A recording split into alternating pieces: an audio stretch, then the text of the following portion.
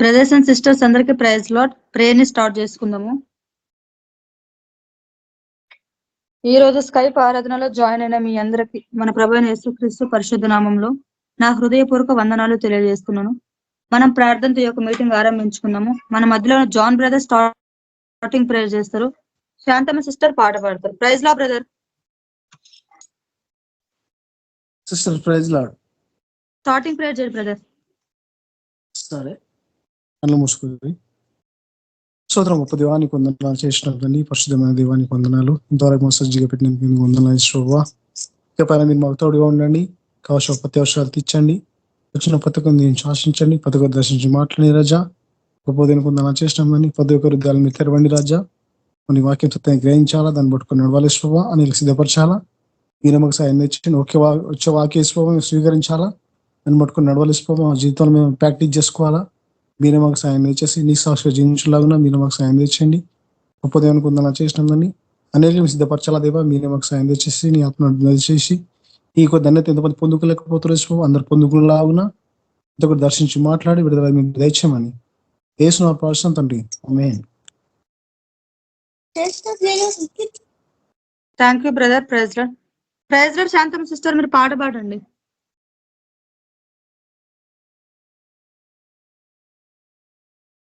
Praise lord sister. Praise lord. Yehova నాశ్రయం, నా విమోచన దుర్గము. యెహోవా నాశ్రయం, నా విమోచన దుర్గము. నా ధ్యానం నా గానం యెహోవా నాదిశయం. నా ధ్యానం నా గానం యెహోవా నాదిశయం. హల్లెలూయా హల్లెలూయా హోసానా, హల్లెలూయా హల్లెలూయా హోసానా, హల్లెలూయా హల్లెలూయా హోసానా, హల్లెలూయా హల్లెలూయా హోసానా. యెహోవా నాశ్రయం, నా విమోచన దుర్గము. యెహోవా నాశ్రయం, నా విమోచన దుర్గము. తనాలయాన నా మొర విన్నెను, భూమి కంపించలా గర్జన చేసెను. తనాలయాన నా మొర విన్నెను, భూమి కంపించలా గర్జన చేసెను. మేఘాలు వంచి ఎగిరి వచ్చి జలరాశి నుండి నన్ను లేపెను. మేఘాలు వంచి ఎగిరి వచ్చి జలరాశి నుండి నన్ను లేపెను. ఆయనకు ఇష్టోడను, అందుకే నన్ను తప్పించెను. ఆయనలో నా స్వాస్థ్యము ఎంతో మహిమోన్నతమైనది. ఆయనకు ఇష్టోడను, అందుకే నన్ను తప్పించెను. ఆయనలో నా స్వాస్థ్యము ఎంతో మహిమోన్నతమైనది. ఇదే యెహోషువ తరము, ఇదిగో కూలిపోతున్నది. ఇదే యెహోషువ తరము, ఇదిగో కూలిపోతున్నది. హల్లెలూయా హల్లెలూయా హోసానా, హల్లెలూయా హల్లెలూయా హోసానా, హల్లెలూయా హల్లెలూయా హోసానా, హల్లెలూయా హల్లెలూయా హోసానా. యెహోవా నాశ్రయం, నా విమోచన దుర్గము. యెహోవా నాశ్రయం, నా విమోచన దుర్గము. నా చేతి వేళ్లకు సమరము నేర్పెను, నా గుండెకు శౌర్యము నేర్పెను. నా చేతి వేళ్లకు సమరము నేర్పెను, నేర్పెను నా గుండెకు శౌర్యము నేర్పెను జయము నాకు జన్మహకు ఆత్మాభిషేకము నా అగ్నిస్వరము జయము నాకు జన్మహకు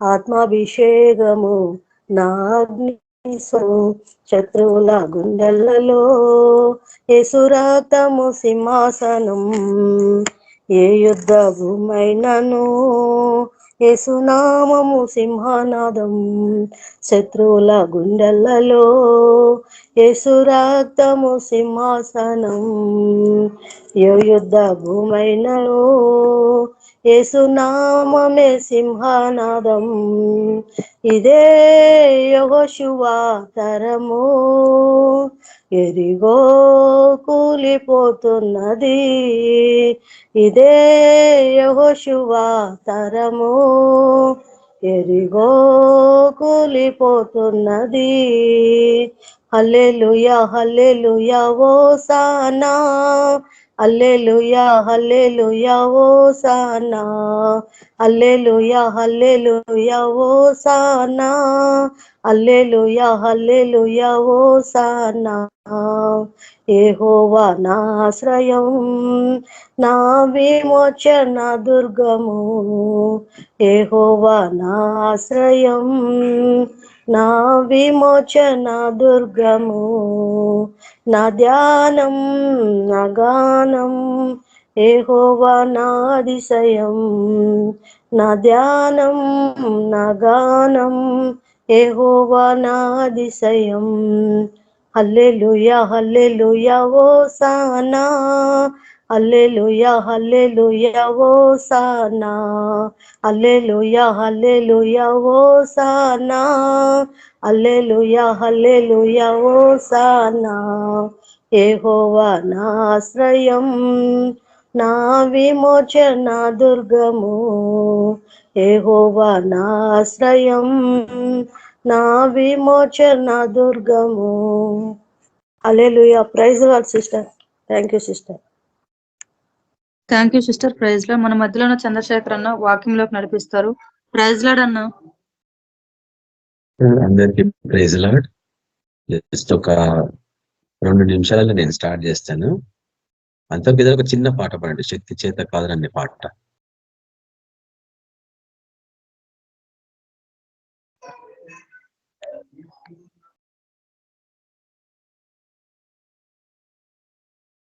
సుజాత సిస్టర్ మీరు పాట పాడండి సిస్టర్.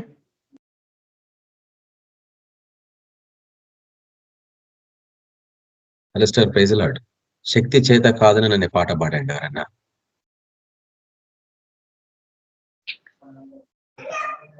పాట పాడుకుందాం. శక్తి చేత కాదనెను, బలముతో ఇది కాదనెను. శక్తి చేత కాదనెను, బలముతో ఇది కాదనెను. నా ఆత్మ ద్వారా దీని చేతునని యేసయ్య సెలవిచ్చెను. నా ఆత్మ ద్వారా దీని చేతునని యెహోవా సెలవిచ్చెను. ఓ ఇశ్రాయేలు విను, నీ భాగ్యం ఎంతో గొప్పది. ఓ ఇశ్రాయేలు విను, నీ భాగ్యం ఎంతో గొప్పది. యేసయ్య రక్షించిన నిన్ను పోలిన వారెవరు? యేసయ్య రక్షించిన నిన్ను పోలిన వారెవరు? శక్తి చేత కాదనెను, బలముతో ఇది కాదనెను. శక్తి చేత కాదనెను, బలముతో ఇది కాదనెను. నా ఆత్మ ద్వారా దీని చేతునని యెహోవా సెలవిచ్చెను. నా ఆత్మ ద్వారా దీని చేతునని యెహోవా సెలవిచ్చెను. ఓ గొప్ప పర్వతమా, జెరుబాబెలు నడ్డగింపను ఓ గొప్ప పర్వతమా. జెరుబాబెలు నడ్డగింపను ఎంత మాత్రపు దానవు నీవనెను చెదును భూమిగా మారెదవు. ఎంత మాత్రపు దానవు నీవనెను చెదును భూమిగా మారెదవు. శక్తి చేత కాదనెను బలముతో ఇది కాదనెను. శక్తి చేత కాదనెను బలముతో ఇది కాదనెను. నా ఆత్మ ద్వారా దీని చేతునని యెహోవా సెలవిచ్చెను. నా ఆత్మ ద్వారా దీని చేతునని యేసయ్య సెలవిచ్చెను. Thank you sister. Praise the lord. Praise lord sister. Praise lord అన్నా. చేస్తాం. కళ్ళు మూసుకోండి. పరిశుద్ధుడగు తండ్రి, సర్వోన్నతుడగు మా దేవ, మీకే సమస్త ఘనత మహిమ ప్రభావం చెల్లించుకొంచున్నాం. ఈ యొక్క సాయంత్రం తిరిగి మీ సన్నిధికి వచ్చినాం ప్రభా. ఓనైనా ఈ దినమంతా మీ యొక్క సాయం చేత మనం నడిపించినారు సురక్షితంగా, అనేక పైన ప్రాంతాలలో నడిపించినారు. ముఖ్యంగా ప్రభా మీ అందుతాన్ని మళ్ళీ ఆనందించి భాగ్యాన్ని ఇచ్చినారు ప్రభా. మీ నీతి సత్యాన్ని ప్రకటించే అవకాశాన్ని ఇచ్చినారు. మీ శరీరంలో పాల్పొందే యోగ్యతని భాగ్యాన్ని మాకు ఇచ్చినందుకు మీకు ఎంతో వదనాలు ప్రభా. మాతో మాట్లాడండి, మా జీవితాలు సరిచేయండి. మేము ఏ రీతిగా మీ కొరకు సాక్షులుగా జీవించాలి ఈ లోకంలో గొప్ప భాగ్యాన్ని అనుగ్రహించమని ప్రార్థిస్తున్నాం. వింటున్న వారి జీవితాలకు ఆశీర్వాదాలు అనుగ్రహించండి. ఓ ప్రభు సంపూర్ణమైన విడుదల ప్రకటిస్తున్నాం, స్వస్థతలు ప్రకటిస్తున్నాం. యేసు క్రీస్తు పరిశుద్ధ నామమున ప్రార్థిస్తున్నాం తండ్రి, ఆమేన్.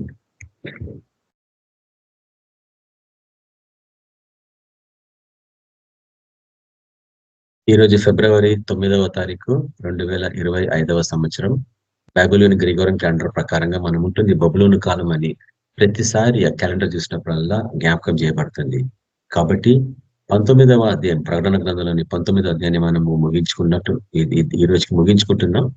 ముఖ్యంగా అందులో నుంచి నేర్చుకోవాల్సింది క్లుప్తంగా ఆ యొక్క సారాంశాన్ని మీకు నేను చూపించేసి ప్రకటన గ్రంథంలోని 20వ అధ్యాయాన్ని మనం ఆరంభించుకోబోతున్నాం ఈ దినం. సో ఎంతమందికి జ్ఞాపకం ఉంది ప్రకటన గ్రంథం 19వ అధ్యాయం దేనికి సంబంధించింది అనేది? ఎవరికైనా ఉంటే కూడా వాళ్ళు విశదీకరించవచ్చు, వాక్యాలు కూడా చూపించవచ్చు. క్లుప్తంగా నేను ప్రకటన గ్రంథం 19వ అధ్యాయం దేనికి సంబంధించింది అనేసి మీకు చూపించేసి ఈ దినం మనము 20వ అధ్యాయానికి ఉపోద్ఘాతాన్ని మనం చూసుకుందాం. ప్రకటన గ్రంథం 19వ అధ్యాయం అంతా మొదట మహాబబులోను లేక మర్మమైన మహావేశ్య, మహాబబులోను ఏ రీతిగా దేవుని యొక్క తీర్పు పొంది ఉన్నది, అది ఏ రీతిగా పతనమైనది అన్న విషయాన్ని మనం అక్కడ ధ్యానించినాం చాలా కాలం.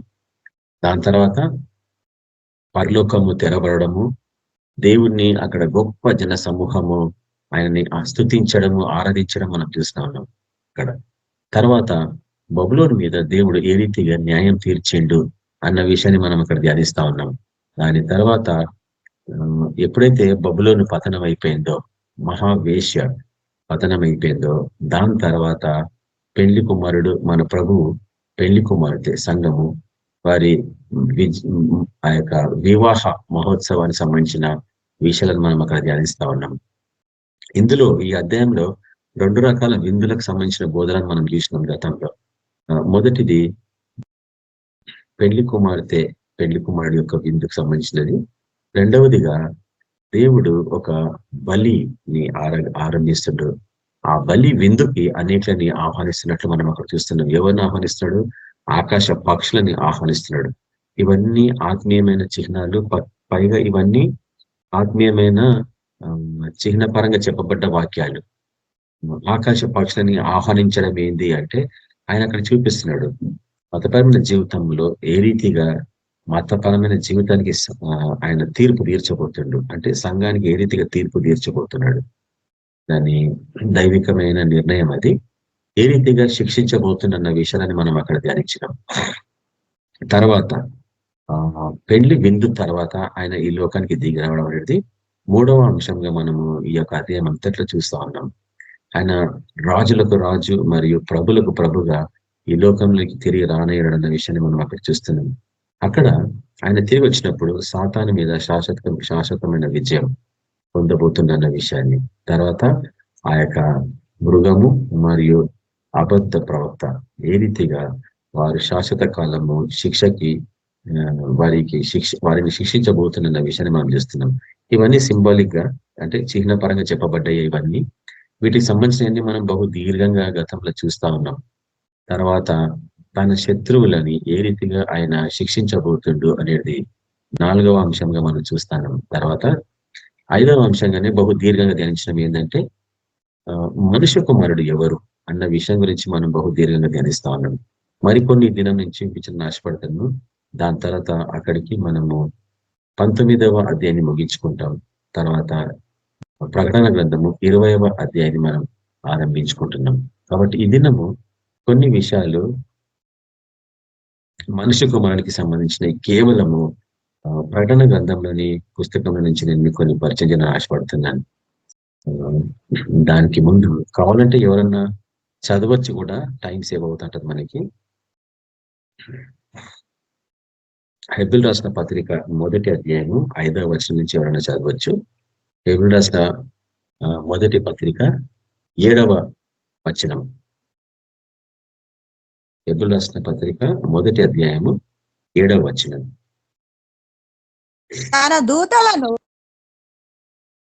తన దూతలను వాయువులుగాను తన సేవకులను అగ్నిజ్వాలలుగాను చేసుకున్నవాడు అని తన దూతలను గూర్చి చెప్పుచున్నాడు.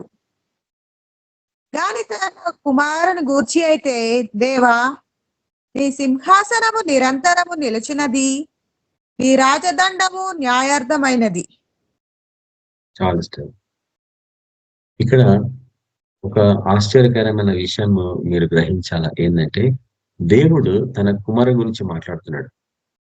గతంలో నేను చూపించిన మీకు, దేవుడు తన కుమారుని గురించి ఏమని మాట్లాడుతున్నాడంటే తన కుమారుని దేవా అని సంబోధిస్తున్నట్లు చూస్తాం. దేవుడు తన కుమారుని దేవా అని సంబోధించడం ఎప్పుడన్నా విన్నారా? బైబిల్లో ఎవరైనా చెప్పడం విన్నారా? ఆయన యేసుప్రభుని వెంబడించే వారిని అందరినీ దేవదూతల్లాగా తయారు చేస్తున్నాడు. దాని తర్వాత అగ్ని జ్వాలలాగా తయారు చేస్తున్నాడు. అంటే నిన్ను ఒక అగ్ని జ్వాలలాగా తయారు చేస్తున్న విషయాన్ని అక్కడ చెప్పబడుతుంది మనకి. గతంలో మనం చూస్తాను ఎఫెసీయులకు రాసిన పత్రిక 4వ అధ్యాయంలో సేవకులను 5 విధాలుగా దేవుడు విభజించినట్లు సంఘ క్షేమాభివృద్ధి గురించి. ఒక సంఘము లేక ఒక చర్చ్ లో క్షేమాభివృద్ధి కలగాలంటే 5 శాఖల పరిచర్యలను దేవుడు అక్కడ పరిచయం చేస్తా ఉన్నాడు. మొదటిదిగా అపోస్తలులు, మొదటిదిగా అపోస్తలులు, రెండవదిగా ప్రవక్తలు, మూడవదిగా సువార్థికులు, 4వదిగా బోధకులు లేక ఏమంటాము యాజకులు, 4వది యాజకులు, 5వది బోధకులు. మొదటిది అపోస్తలులు, రెండవది ప్రవక్తలు, మూడవది సువార్థికులు, 4వది యాజకులు, 5వది బోధకులు. కాబట్టి ఈ 5 రకాల పరిచర్యలని దేవుడు సంఘంలో వాటిని స్థాపిస్తుండు. ఈ 5 రకాల పరిచర్యలు ఉంటేనే కానీ సంఘ క్షేమము, దానికి అభివృద్ధి రాదని. కానీ గత 2000 సంవత్సరాల నుంచి మనం చూస్తూ ఉంటాము. ఈ రోజు కూడా సంఘాలలో ఈ 5 శాఖలు ఎక్కడ కనిపించవు. ఏ చర్చలో తీసుకోండి మీరు, మీకు ఇవి కనిపించవు. ఎందుకు కనిపించవంటే ఈ బోధనలు లేవు, వీటిని ధ్యానించేది లేదు ఏ చర్చెస్ లో కూడా ఈరోజు. కాబట్టి ఎవరైనా యాజకుల్లాగా, ఎవరైనా బోధకుల్లాగా, ఎవరైనా ప్రవక్తల్లాగా ప్రవర్తిస్తా ఉంటే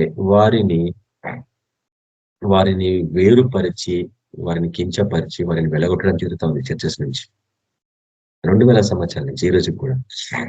అందుకు చర్చెస్ లో ఏ సంఘం చూసినా మీకు ఈ దినము క్షేమము, అభివృద్ధి కనిపించదు. ఏం చేస్తారు లోపల పోయి అంటే కేవలం పాటలు పాడుకొని ఇంటికి వెళ్ళిపోతున్నారా? సంఘము ఎంత పవర్ఫుల్ ఒక భాగం అది దేవుడి దృష్టిలో.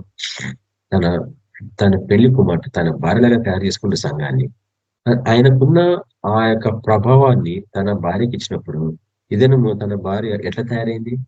భయంతో బిక్కుమంటూ జీవిస్తా ఉంది ప్రపంచాత్మకంగా.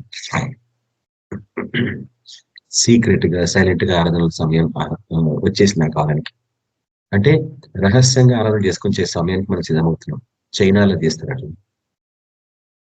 అండర్ గ్రౌండ్ చర్చెస్ అంటారు వాటిని. వాళ్ళు బాహటంగా మనలాగా వర్షిప్స్ చేసుకోరు. గవర్నమెంట్ స్పాన్సర్డ్ చర్చెస్ ఉంటాయి. అంటే ఆ చర్చిలో ప్రతి ఆదివారం 2 పోలీస్ మెన్ కూర్చుంటారు. పాస్టర్ ఏం వాక్యం చెప్తుండో వింటా ఉంటారు. గవర్నమెంట్ కి విరుద్ధంగా ఏ వాక్యం చెప్పినా వాళ్ళ స్పాట్ లో అతన్ని అరెస్ట్ చేస్తారు. అవి పబ్లిక్ చర్చెస్ అంటారు వాటిని. అండర్ గ్రౌండ్ చర్చెస్ అంటేనేమో అవి సీక్రెట్ గా దేవుణ్ణి స్థుతించుకొని సైలెంట్ గా పాటలు పాడుకొని సైలెంట్ గా వాక్యం ధ్యానించి వెళ్ళిపోయే వాళ్ళు అన్నట్టు. అటువంటి చర్చెస్ చాలా ఉంటాయి చైనాలో. కానీ మనకు అట్లా కాదు కదా, మనకి ఇంకా విశాలంగానే ఉంది, ఇంకా స్వాతంత్రం ఉంది. ఈ దినం కూడా మనం చర్చెస్ లలో ఓపెన్ గా పాటలు పాడుకుంటున్నాము, ప్రాఫెసీస్ చూసుకుంటున్నాము. కానీ ఒకానొక సమయం వస్తుంది అది జరగదు. మనం కూడా అట్లనే సీక్రెట్ గా అండర్ గ్రౌండ్ చర్చెస్ అలా ఆరాధించుకోవాల్సి వస్తుందేమో. ఎందుకంటే మనకు తెలుసు ఇంతకాలం చర్చ్ ప్రభుకి తగినట్లు జీవించలేకపోయింది, అది మహా బబులోన్ లాగా తయారైంది అని. అందుకని ఎందుకు తయారైందంటే ఈ ఈ 5 శాఖలు, ఈ 5 పరిచర్యలు సంఘాలు లేకపోవడం వలన దానికి క్షేమము అభివృద్ధి లేకపోయింది. పైగా యాజకుడు ఒక్కడే అన్ని చేయాలనుకుంటాడు. అతడే అపోస్తలుడు అనుకుంటాడు, అతడే ప్రవక్త అనుకుంటాడు, అతడే సువార్థికుడు అనుకుంటాడు, అతడే యాజకుడు అనుకుంటాడు, అతడే బోధకుడు అనుకుంటాడు. ఇవన్నీ చేసి అలసిపోతున్నాడు. కానీ దేవుని దృష్టిలో ఈ పరిచర్యలన్నీ పంచిపెట్టాడు మనుషులకి. ప్రతి సంఘంలో, ప్రతి మనిషిలో, ప్రతి సంఘస్థులలో ఇటువంటి పరిచర్యలన్నీ బయటికి వస్తా ఉంటాయి. వాటిని రానియకుండా అడ్డగిస్తున్నాడు దుష్టుడు. ఎవరి ద్వారా? బహుశా యాజకుల ద్వారా కావచ్చు, లేక పెద్దల ద్వారా కూడా కావచ్చు. కాబట్టి వీటిని బహు జాగ్రత్తగా పరిశీలించాలా. కానీ ఒకనొక దినం వస్తుంది, నేను చూపించిన మీకు అది. ఈ 5 శాఖలు ఇంకా పనికిరావు. అపోస్తలులు ఉండరు, యాజకులు ఉండరు, బోధకులు ఉండరు, సువార్థికులు ఉండరు, ప్రవక్తలు ఉండరు. ఎందుకంటే దేవుని బిడ్డల్ని యథార్థంగా ఆయనని సేవించే వారిని ఆయన దేవదూతల్లాగా అగ్ని జ్వాలల్లాగా తయారు చేయబోతున్నాడు. కాబట్టి ఇప్పుడు మన సేవ పరిచర్య అంతా అగ్ని జ్వాలలాగా, దేవదూతల్లాగా. చాలా మంది చెప్తా ఉంటారు, బ్రదర్ మీరు నాకు కళలో చేదో మాట్లాడిండ్రు బ్రదర్, నాకేదో సమస్య ఉంటే మీరు నాకు చెప్తారు, ఈ సమస్య నుంచి మీరు ఇట్లా విడుదల పొందుతారు, అట్లా విడుదల పోతారని. ఇంకో సిస్టర్ చెప్తుంది, బ్రదర్ మీరు వచ్చి నాకు కడుపులో ఏదో ప్రాబ్లం ఉంటే మీరు ప్రార్థన చేస్తే అది వెళ్ళిపోయింది బ్రదర్, కళలో మీరు వచ్చి నాకు ప్రార్థన చేశారు. ఇట్లా చాలా మంది చెప్తా ఉంటారు.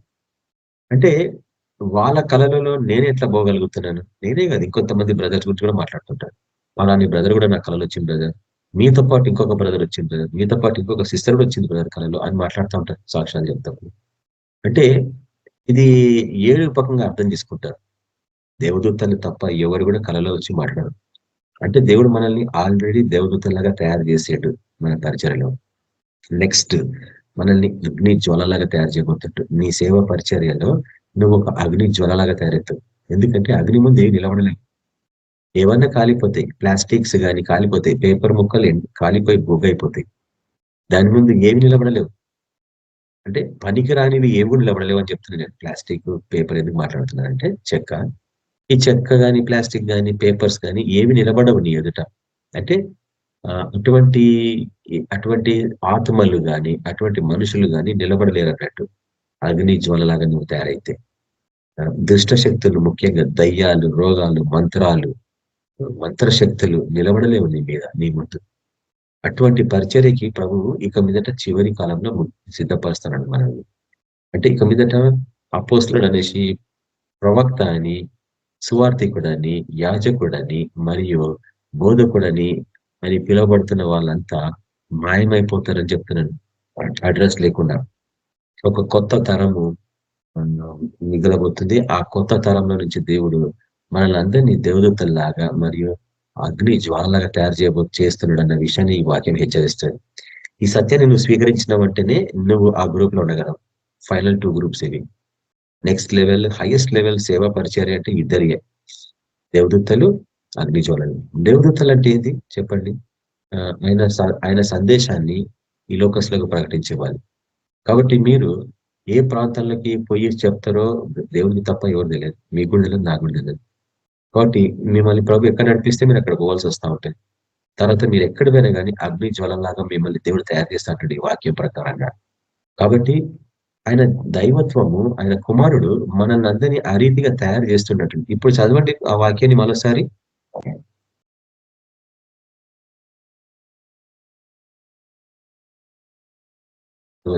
ఎవరైనా చదవచ్చు తిరిగి. హెబ్రీయులకు రాసిన పత్రిక 1వ అధ్యాయం 7వ వచనం. తన దూతలను వాయువులుగాను తన సేవకులను అగ్నిజ్వాలలుగాను చేసుకొని వాడు అని తన దూతలను గురించి చెప్పుచున్నాడు. కాబట్టి తన దూతల గురించి మాట్లాడతాడు. మనల్ని ఏ రీతిగా తయారు చేశాడంట?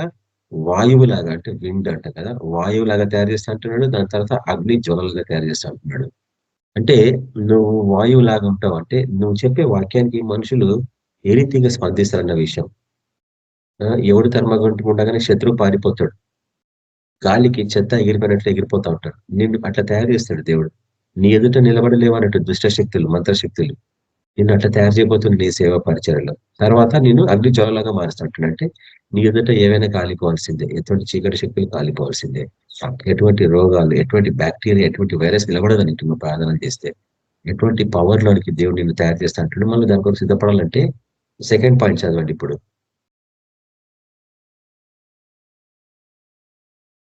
గాని తన కుమారుని గూర్చి అయితే, దేవా నీ సింహాసనము నిరంతరము నిలచున్నది, నీ రాజదండము న్యాయార్థమైనది. కాబట్టి దేవుడు మాట్లాడుతున్న తన కుమారుని గురించి ఏమనంటే, దేవా నీ సింహాసనము శాశ్వత కాలం ఉండేది, నిరంతరం నిలుచున్నది. తన కుమారు గురించి మాట్లాడుతారు చూడండి. యేసు ప్రభు గురించి మాట్లాడుతున్నాడు తండ్రి. దేవుడు దేవా అని సంబోధిస్తుండు. ఇది ఆశ్చర్యం అనిపిస్తుంది నాకు ఈరోజు కూడా. అంటే తండ్రి తన కుమారుని దేవుళ్లాగా సంబోధిస్తుంటే ఈరోజు మనుషులు మటుకు అతని దేవుళ్లాగా స్వీకరించలేని స్థితిలో ఉంటున్నారు అన్నట్టు. ఇది బహు దుఃఖకరమైంది కదా. ఆయన దైవత్వం గురించి మనం అనేక సార్లు ప్రకటిస్తూ ఉంటాం. కాబట్టి ఈరోజు మరికొన్ని విషయాలు నేను మీకు వాక్యాలు చూపించేసి తిరిగి ప్రకటన గ్రంథము 1వ అధ్యాయం నుంచి చూసుకుంటా పోతాము క్లుప్తంగా. ఎవరికైనా ఓపికంటే త్వరగా మీరు ఆ యొక్క వాక్యాలు తీసుకుని చదవచ్చు, కొంచెం టైం సేవ్ అవుతుంది. అవుతూనే మనము 20వ అధ్యాయం ఉపోద్ఘాతాలు చూడగలం మనం ఈ దినం. ప్రకటన గ్రంథం చూడండి ఇప్పుడు 2వ అధ్యాయము 18వ వచనం. ప్రకటన గ్రంథము 2వ అధ్యాయము 18వ వచనం.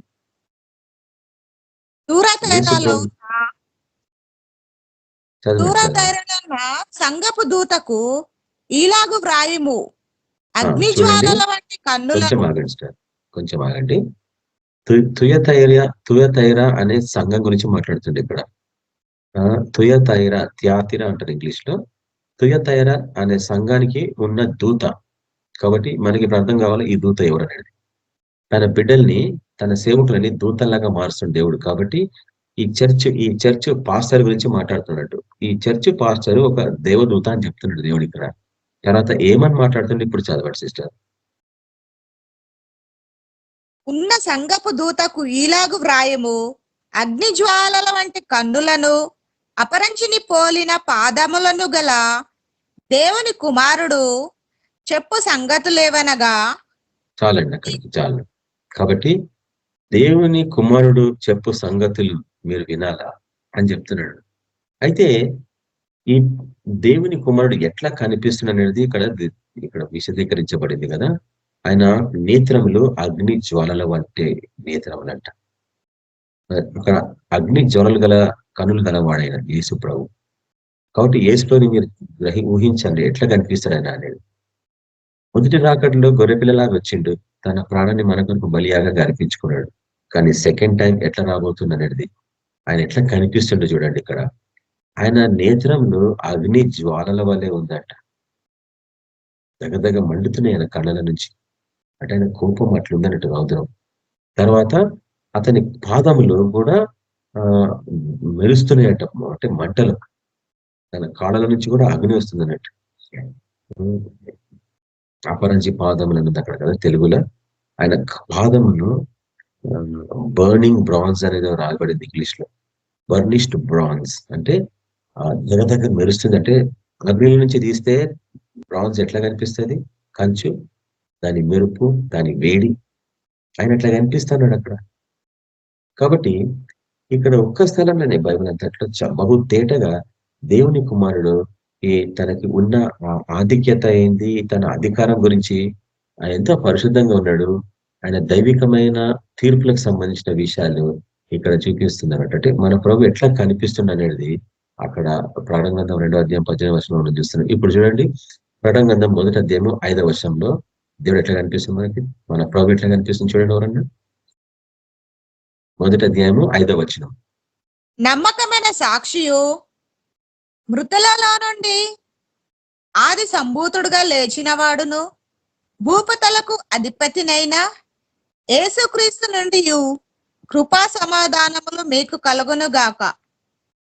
కాబట్టి చూడండి, ఈయన ఎవరు, దేవుని కుమారుడు ఎటువంటి వాడు అన్న విషయాన్ని ఇక్కడ చెప్పబడుతుంది. చనిపోయి తిరిగి లేచిన వారిలో ఈయన మొదటి వాడు అన్న విషయాన్ని జ్ఞాపకం చేస్తాడు. అంటే సమాధి చేయబడి తిరిగి లేచిన వాడు. కాబట్టి ఈయననే ఏమంటాము ప్రథమ ఫలం. ప్రథమ ఫలం అంటే ఒక విత్తనం నాటినప్పుడు ఆ చెట్టు మొలకెత్తి దాని నుంచి వచ్చే ఫలాన్ని ప్రథమ ఫలం అంటాం అన్నట్టు. అంటే మానవ జీవితంలో మరణించిన వాడు భూస్థాపన చేయబడ్డప్పుడు అతను తిరిగి లేయడం అనేది ప్రథమ ఫలం అన్న విషయాన్ని జ్ఞాపకం చేస్తుంది అక్కడ వాక్యం. అంటే నా ప్రాణం పెట్టేటప్పుడు దాన్ని తీసుకుంటకు నాకు అధికారం ఉందన్నవాడు ఈయన. కాబట్టి ఈయన ఎటువంటి వాడు అనేది ఈ వాక్యము విశదీకరిస్తుంది అన్నట్టు. నమ్మకస్తుడు, మరణించిన వాడు, ఆయన తిరిగి లేచి మన కొరకు మన పాపం నిమిత్తమై మరణించిన వాడు, తిరిగి రానై ఉన్నాడు అన్న విషయాన్ని ఈ యొక్క 1వ అధ్యాయం 5వ వచనంలో ఆయన పరిచయం చేయబడుతున్నాడు. ఇప్పుడు చూడండి, ప్రకటన గ్రంథము 5వ అధ్యాయము 5 నుంచి 6 వచనాలలో. ఇది బహు ఇంట్రెస్టింగ్ వాక్యం. ఇది ముద్రలకు సంబంధించింది.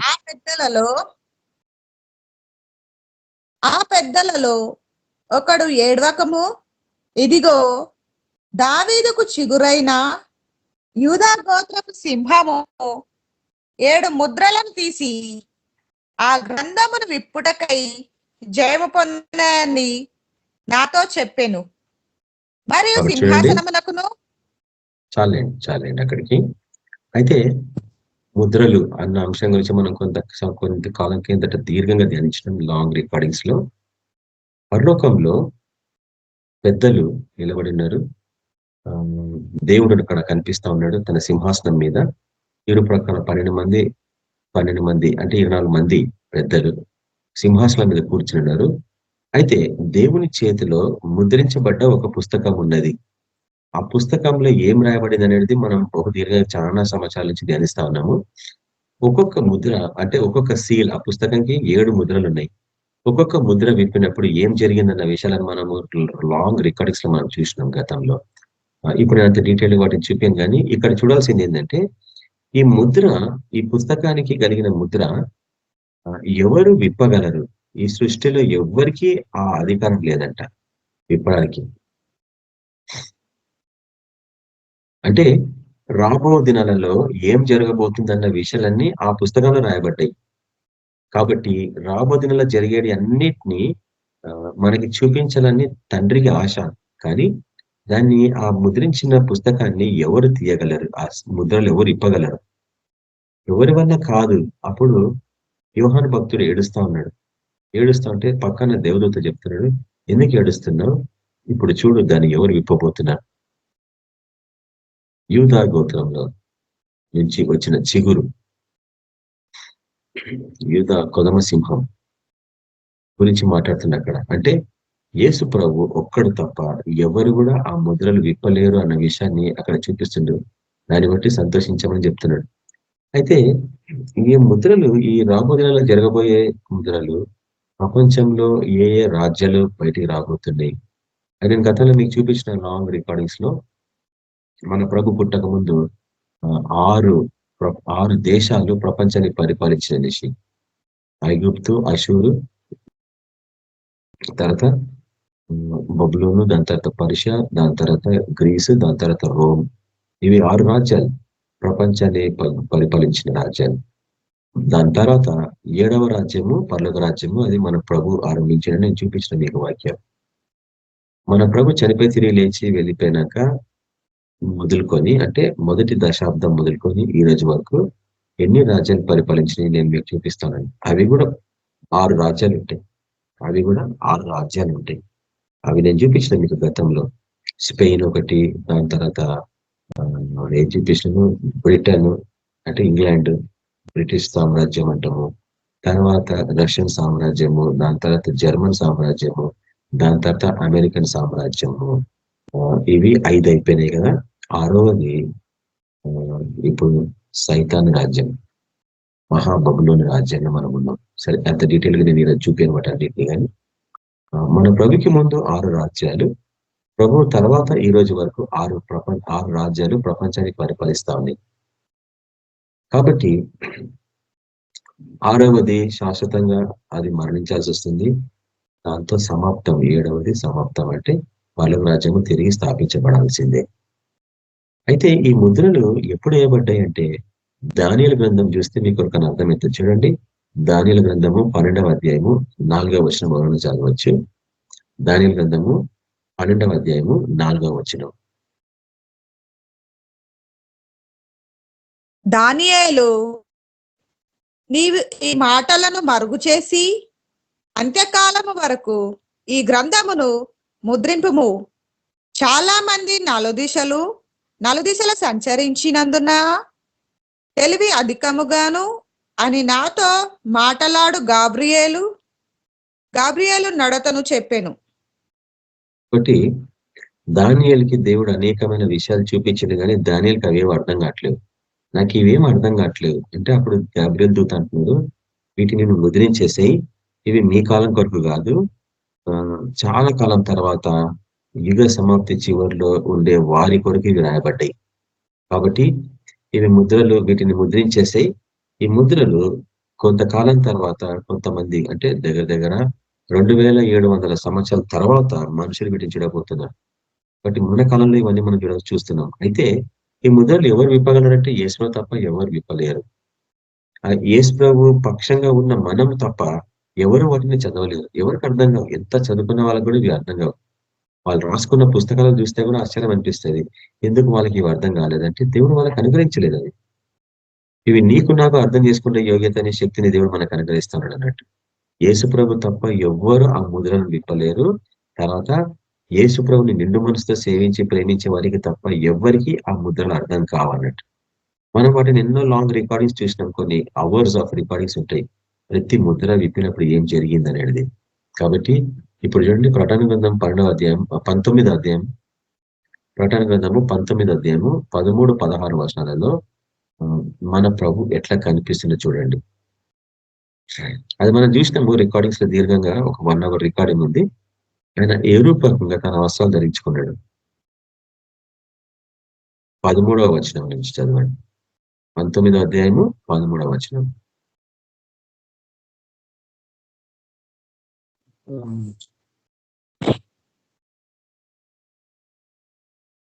రక్తంలో ముంచబడిన వస్త్రము ఆయన ధరించుకొని ఉండేను, మరియు దేవుని వాక్యము అను నామము ఆయనకు పెట్టబడి ఉన్నది. పరలోక సంబంధం సేనలు శుభ్రమైన తెల్లని నారబట్టలు ధరించుకొని తెల్లని గుర్రపు లెక్కి ఆయనను వెంబడించుచుండిరి. ఇంకా జనములను కొట్టుటకై ఆయన నోట నుండి వాడిగల ఖడ్గము బయలువెడలుచున్నది. ఆయన ఇనుప దండముతో వారిని ఏలును. ఆయన సర్వాధికారియగు దేవుని తీక్షణమైన ఉగ్రత అను మద్యపు తొట్టి త్రొక్కును. రాజులకు రాజును ప్రభువులకు ప్రభువును అను నామము ఆయన వస్త్రము మీద తొడ మీదను వ్రాయబడి ఉన్నది. చూడండి, ఇప్పుడు ఆయన నామం ఏంటంటే రాజులకు రాజు, ప్రభులకు ప్రభు అయిన. కాబట్టి ఎవరి రాజులు, ఎవరి ప్రభువులు? ఈ లోకానికి సంబంధించిన రాజులు కానే కాదు, ఈ లోకానికి సంబంధించిన ప్రభులు కానే కాదు. ఆత్మలో చెప్పబడుతుంది. దేవుణ్ణి యేసుని సొంత రక్షణ స్వీకరించిన ప్రతి ఒక్కరిని దేవుడు రాజుల్లాగా, యాజకుల్లాగా ఆయన సిద్ధం చేసుకున్నాడు మనకి. కాబట్టి మనకి రాజులకు రాజు అంటే మనకైనా రాజు. మనం కూడా రాజులమే. లార్డ్ అంటే పరిపాలించే వారిని లార్డ్ అంటాం. కాబట్టి ఆయన పరిపాలించే వారికి పరిపాలకుడు, లార్డ్ ఆఫ్ లార్డ్స్ అంటే అర్థం. కాబట్టి ఈయన ఎందుకు ఇటువంటి అధిగతను పొందుకున్నాడంటే మన ప్రభు గురించి అక్కడ చెప్పబడుతుంది. రక్తంలో ముంచబడిన వస్త్రాలు ధరించుకున్న వాడిన అంటే ఆయన కలువరిశిల్లో తన బలియాగాన్ని జ్ఞాపకం చేస్తున్నాడు.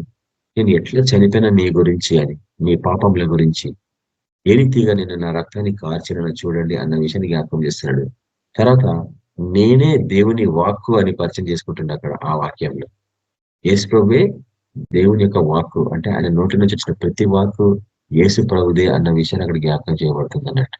కాబట్టి ఆయన మొదటి నుంచి వాక్కు రూపకంగా మాకు తెలుసు. యోహాను సువార్త మొదటి అధ్యాయంలో చూస్తాం కదా, ఆది యందు వాక్యము ఉండెను, వాక్యము దేవుని యొద్ద ఉండెను, వాక్యము దేవుడై ఉండెను. అది నేను ఒకసారి మీ జ్ఞాపకం కూడా చేస్తాను, దీన్ని ఎట్లా అర్థం చేసుకోవాలనేసి. వాక్యమే యేసు ప్రభు అయితే ఆ వాక్యాన్ని ఎట్లా చదువుతారు మీరు? ఆది యందు వాక్యం ఉండేను అంటే ఆది యందు యేసు ప్రభు ఉండేను. ఆ వాక్యము దేవుని యొద్ద ఉండేను, యేసు ప్రభువు దేవుని యొద్ద ఉండేను. మూడవది, ఆ వాక్యము దేవుడై ఉండెను అంటే యేసు ప్రభువు దేవుడై ఉండెను. కాబట్టి మన ప్రభు యొక్క ఆధిక్యతని ఈ వాక్యాన్ని తిరిగి జ్ఞాపకం చేస్తా ఉన్నాయి. అంటే ఎటువంటి వాడు మన ప్రభు?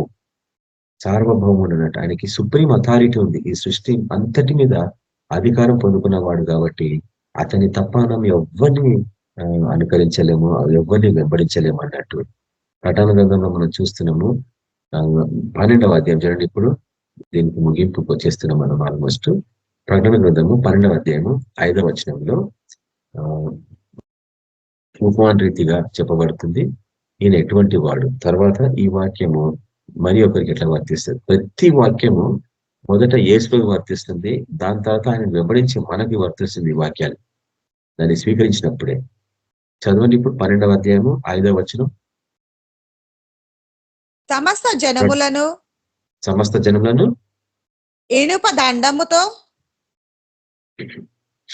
దండముతో ఏలనై ఉన్న ఈ యొక్క మగ శిశువును ఆమె కనగా ఆమె శిశువు దేవుని యొద్దకును ఆయన సింహాసనము వద్దకును కొనిపోబడెను. కాబట్టి ఇది ఈ వాక్యాన్ని మనము ఆత్మీయ స్థితిలో అర్థం చేసుకునే ప్రయత్నించాలి. ఒకనొక దశలో మన ప్రభుని సూచిస్తుంది ఈ వాక్యము, ఇంకొక దశలో గొప్ప జన సమూహాన్ని చూపిస్తుంది అన్న విషయాన్ని నేను మీకు జ్ఞాపకం చేస్తాను. ఆయన ఇనప దండంతో పరిపాలించును. ఏ రీతిగా? అనేక ప్రజలను, అనేక రాష్ట్రాలను, అనేక దేశాలని ఆయన ఏ రీతిగా రాజ్యం వెళ్ళబోతుండన్న విషయాన్ని అక్కడ చింపబడుతుంది అన్నట్టు. అంటే ఆయనకు ఎంత అధికారం ఉంది తన చేతిలో. ఆ యొక్క దండం అంటే అధికారం అన్నట్టు. తర్వాత ఆయన ఏ రీతిగా ఈ లోకం నుంచి పరలోకానికి కొనిపోబడిండు, తండ్రి వద్దకు ఏ రీతిగా కొనిపోబడిండు, ఆయన చనిపోయి తిరిగి లేచి వెళ్ళిపోయినదన్న విషయాన్ని జ్ఞాపకం చేస్తున్నట్టు ఈ వాక్యం. కాబట్టి ఒక స్థితిలో ఆత్మీయ లేయర్స్ లో చూస్తే ఇది ప్రభుకి సంబంధించిన వాక్యము. రెండో స్థితిలో శ్రమల కాలంలో గొప్ప జన సమూహం అందరూ మరణిస్తారు, వాళ్ళందరూ మరణించి దేవుని సన్నిధికి తిరిగి చేరుతారు అన్న విషయాన్ని నేను చూపించిన ఓల్డ్ రికార్డింగ్స్ లో. కాబట్టి ఆయన దైవత్వము, ఆయన చేసిన కార్యము, తర్వాత ఆయన ఏ రీతిగా పరలోకానికి ఆరోహణమయ్యాడు అన్న విషయాన్ని ఈ వాక్యం జ్ఞాపకం చేస్తా ఉంది. ఇప్పుడు మనం ప్రకటన గ్రంథము చివరి వాక్యానికి వస్తున్నాము. 21వ అధ్యాయము 7వ వచనం. ఎవరికైనా అవకాశం ఉంటే చదవచ్చు. ఆల్మోస్ట్ క్లోజింగ్ వచ్చేసినాం మనము. ప్రకటన గ్రంథము 21వ అధ్యాయము 7వ వచనం.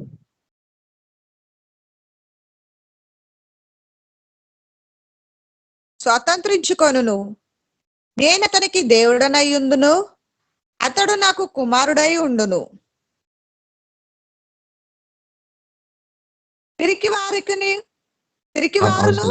అది అవసరం లేదు మాస్టర్. ఇక్కడ మనం ఏం చేస్తున్నామంటే విజయవంతంగా ఆయన ఏ రీతి ఉండడన్న విషయాన్ని జ్ఞాపకం చేస్తుంది. తర్వాత మనమందరము విజయవంతంగా తయారు కావాలా అనే విషయం జ్ఞాపకం చేయబడుతుంది. ఎవరైతే ఈ యుద్ధాన్ని, అంటే విజయం అంటే ఎప్పుడు ఉంటుంది? యుద్ధం పోరాడితేనే విజయం కదా. మరోసారి చదవండి. ప్రకటన గ్రంథము 21వ అధ్యాయము 7వ వచనం. జయించువాడు వీటిని స్వతంత్రించుకొనును, నేను అక్కడ అతనికి ఆపండి. దేవుడనై ఉందును. నేను అతనికి దేవుడైనందును వారు నాకు పిల్లలై ఉందురు ఉంది కదా. అయితే ఈ రోజు ఉదయం కూడా నేను అదే చూపిస్తాను వాక్యము. ఆ, జయించాలా అంటే ఎక్కడ జయించాలా? యుద్ధంలో. ఎవరైతే జయిస్తారో వారికే బహుమానము. మరోసారి చదవండి సార్, ఈసారి క్లోజ్ చేద్దాం. జయించువాడు వీటిని స్వాతంత్రించుకొనును. నేను అతనికి దేవుడనై ఉందును, అతడు నాకు కుమారుడై ఉండును. చాలు స్టార్. ఇక్కడ మన ప్రభు మాట్లాడుతుండే ఏమనంటే జయించు వాడికి వాడు స్వతంత్రించుకుంటాడంట. అంటే యుద్ధంలో పోరాడి జయిస్తేనే కానీ నేను అతనికి అనేకమైన వాటి మీద అధికారం ఇవ్వలేను అంటున్నాడు. జయిస్తేనే కానీ నీకు అధికారం ఇవ్వడంట. నువ్వు ఏమి స్వతంత్రించుకుంటావు? నువ్వు దేని మీద విజయం పొందబోతున్నావు? ఈ విషయం అర్థం చేసుకోవాలి. ఈ ఆత్మీయ పోరాటం, క్రైస్తవ జీవితం అనేది ఆత్మీయ పోరాటం. ఈ పోరాటంలో నువ్వు విజయం పొందాలా, పొందితేనే కానీ నీకు బహుమానం రాదంటుంది. ఉదయం నుంచి నేను అదే చూపిస్తున్న వాక్యం కాదు. ఈరోజు మధ్యాహ్నం పూట మనం చూస్తున్న వాక్యం కూడా ఇవన్నీ. ఇది యుద్ధము. క్రైస్తవ జీవితం అంటేనే యుద్ధము. అడుగడుగున నీకు యుద్ధమే. వాడు అనేక డైరెక్షన్స్ నుంచి మనల్ని అటాక్ చేస్తూనే ఉంటాడు. కాబట్టి ఈ యుద్ధంలో జయిస్తేనే కానీ దేవుడు నీకు బహుమానం ఇవ్వడంట. తర్వాత నువ్వు ఈ యుద్ధంలో జయించకపోతే ఆయన నీకు దేవుడు కాడంట. నువ్వు ఆయన కుమారుని కానే కాదంట. ఇది ఇంకా కష్టం కదా ఈ వాక్యం వినడం. చాలా మంది అసలు నువ్వు దాన్ని తృణీకరించలేవు కదా ఈ వాక్యాన్ని. నేను చెప్తుందా? ఎట్లా దీన్ని నువ్వు స్వీకరించగలవు? ఇది యుద్ధము. అడుగడుగున నీకు కష్టాలు వస్తూ ఉంటాయి, శ్రమలు వస్తూ ఉంటాయి. ఎంతో మంది నీకు వ్యతిరేకంగా తయారవుతూ ఉంటారు. రక్త సంబంధికులు వ్యతిరేకంగా అవుతారు, స్నేహితులు వ్యతిరేకంగా అవుతుంటారు, ఉద్యోగస్తులు, నీ మీద పనిచేసేవారు, అధికారులు నీకు వ్యతిరేకం అవుతారు, నీ క్రింద ఉండే వాళ్ళు నీకు వ్యతిరేకం అవుతారు, నీ సహకార్మికులు నీకు వ్యతిరేకం అవుతా ఉంటారు, ప్రతి ఒక్కరు. కానీ వాళ్ళు ఎందుకు అట్లా వ్యతిరేకమైనంటే వాళ్ళలో ఉన్న దుష్ట ఆత్మలు వాళ్ళని అట్లా ప్రేరేపించినాయి. అందుకే మనం వాళ్ళతో కొట్లాడం, వాళ్ళలో ఉన్న దురాత్మలతో కొట్లాడతాం. మనం కొట్లాడి జయించినప్పుడు ఏం జరుగుతుందంటే వారు నీతో సమాధాన పడుతూ ఉంటారు. వాళ్ళకి తెలుస్తుంది, వాళ్ళలో పశ్చాత్తాపం కలుగుతుంటారు. నేను వీడికి అన్యాయం చేసినాను కానీ వీడు నాకు సాయం చేసిండే. ఇది యుద్ధం. యాక్చువల్గా ఈ యుద్ధం గురించి ఎవరు అర్థం చేసుకోరు. ఈ లోకంలో యుద్ధం అంటే ఏమనుకుంటారు? పోయి శత్రువుని చంపడమే అనుకుంటున్నారు. ఈ యుద్ధము ఇది ఆశ్చర్యకరమైన యుద్ధం. ఇది దుష్ట ఆత్మలకి వ్యతిరేకంగా నిలబడుతున్నావు, వాటిని గద్దిస్తున్నావు, వాటిని బంధిస్తున్నావు. ప్రార్థన ద్వారానే అవి సాధ్యం అంటాడు. ఇటువంటి దురాత్మలు మనుషులు ఎట్లా విడిచిపెట్టిపోతాయి? ప్రార్థనలు, ఉపవాసాల ద్వారా తప్ప వేరే విధానమే లేదంటాడు. అది యుద్ధం. యుద్ధం అంటే మోకాల మీద ప్రార్థన చేయడమే యుద్ధం. ఈ క్రిస్టియన్ చర్చెస్లలో ఈ బోధ లేదన్నట్టు. కాబట్టి నువ్వు జయిస్తేనే కానీ నీ యేసు ప్రభుతో నీకు ఎటువంటి సంబంధం ఉండాలన్న విషయాన్ని ఈ వాక్యం హెచ్చరిస్తుంది అన్నట్టు. నువ్వు విజయం పొందకపోతే నీకు ఆధిక్యత ఇవ్వడంట. తర్వాత నువ్వు అతనికి దేవుడు, నీకు అతడు దేవుడు కాడంట. తర్వాత నీవు అతనికి కుమారుడు కావట. కాబట్టి పాజిటివ్గా అర్థం చేసుకుని ప్రయత్నించండి. విజయం పొందితేనే కానీ నీకు ఆ ఆధిక్యత రాదు, అంటే గిఫ్ట్స్ రాదు. తర్వాత విజయం పొందితేనే ఆయన నీకు దేవుడు, విజయం పొందితేనే నువ్వు ఆయనకి కుమారుడు. ఎప్పుడు వినలేదు కదా, నేను ఫస్ట్ టైం అనుకుంటా బహుశా నీ లైఫ్ లో వింటుంది వాక్యం. ఇప్పుడు తీర్మానించుకోండి, ఎందుకు యుద్ధం చేయాలని, ఎందుకు సైతాన్ శక్తులకి వ్యతిరేకంగా నిలబడాలి. మనుషుల్లో సైతాన్ని దూరి మనుషుల్ని సతాయిస్తుంటే నువ్వు సైలెంట్ గా చూసి నవ్వుతా ఉంటావా? లేదు, వాటికి వ్యతిరేకంగా పోవాలా. మోకాల మీద ఉండి వాటిని బంధించడం నేర్చుకోవాలి ప్రార్థనలో. అదే యుద్ధం అంటాం. కాబట్టి ఆ యుద్ధంలో వాటిని బంధించి మనుషులకు విడుదల కల్పించినప్పుడు, వారి బందికట్లు తెచ్చినప్పుడు, చెరసలలో ఉన్న వారికి విమోచన దినం ప్రకటించినప్పుడు, సమాధానం హితవత్సరాన్ని ప్రకటించినప్పుడు, బీదలకు సువార్త ప్రకటించినప్పుడు నువ్వు వాళ్ళందరికీ విమోచన, వాళ్ళకి విడుదల కల్పిస్తా ఉన్నావు. అది విజయం. వారి బందికట్లు తెంపేసినప్పుడు వాళ్ళు స్వతంత్రులు అయిపోతా ఉన్నారు నీ ప్రార్థన ద్వారా, నువ్వు చెప్పబడిన వాక్యం ద్వారా. ఇప్పుడు ఏమవుతుంది? వీటికి కరెక్ట్ గా అర్థమైంది వాక్యం. ఇన్ని సంవత్సరాలకి విజయం ఎట్లా పొందాలనో ఇప్పుడు అర్థమైంది క్రైస్తవ జీవితంలో. కొత్తగా పాటలు పాడి ప్రార్థన చేసుకొని ఇంటికి పోయి అన్నం తిని పండుకునేది కాదు క్రైస్తవ జీవితం. ఇది ఆత్మీయ పోరాటము, యుద్ధము. ఎక్కడ జరుగుతుంది? హృదయంలో జరుగుతుంది, ప్రతి దశలో. పలాని వ్యక్తికి నేను సాయం చేయాలన్నా వద్దా అనేది పోరాటం. అది ఒక వ్యక్తికి సాయం చేసినప్పుడు దుష్ట శక్తులు అతని నుంచి విడిచిపోయినాక వాడికి స్వాతంత్రం వస్తుంది. అప్పుడు దేవుడు అంటాడు, అరే నేను వచ్చింది కూడా ఇందుకొరకే కదా, నేను ఒకప్పుడు ఎట్లా రక్షించాను, నువ్వు అతన్ని మనుషులకు అట్లా నడిపించాలా, అప్పుడే నేను నీకు దేవుణ్ణి, అప్పుడే మీరు నాకు పిల్లలు అంటున్నాడు. దీంతో మనం చివరి వాక్యాన్ని చూస్తున్నాం చూడండి. యేసు యొక్క దైవత్వము గురించి ముగిస్తున్నాం ఇక్కడ. ప్రకటన గ్రంథము 22వ అధ్యాయం 16వ వచనం లాస్ట్ది.